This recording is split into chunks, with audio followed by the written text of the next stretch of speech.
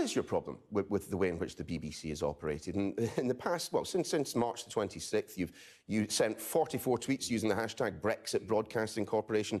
Guido Fawkes reporting you've sent 72 tweets attacking the BBC this week alone. I mean, let's take a look just at one of them, actually.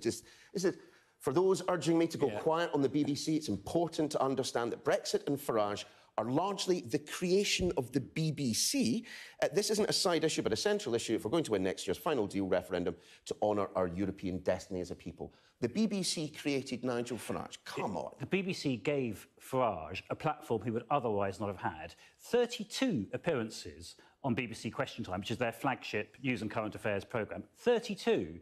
Now, So what are they doing wrong at the moment then? Because that tweet suggests that they created Brexit, that the BBC, the actual taken by the BBC... They're not the only fault. Of course, there's a lot of other things going on as well, but they largely did because of the huge platform that they gave to Farage and to the whole Brexit case. But given that more people voted to leave the European Union than remain within it, doesn't that suggest that perhaps the BBC were right to have a plurality of voices on discussing I'm not, of course, objecting to a plurality of voices. I'm objecting to the huge prominence that they gave to Nigel Farage and his party over many years. But we're in a situation we're in now, and my complaint about the BBC, which is shared now by hundreds of thousands and I think probably millions of people, given the sentiment in the country, is that Brexit is not a done deal at the moment. The BBC said to me last week that they had stopped reporting the choice between leaving and not leaving because they regarded it as now settled.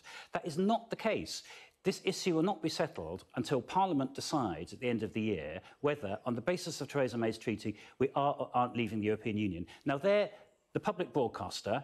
They should... and they have a duty under their charter to be impartial in their reporting of their news. My view is that they're not. So my view is that other public service... Take a complaint straight to Ofcom. I mean, have they ruled on that? I mean, 72 tweets attacking the BBC in a week, right?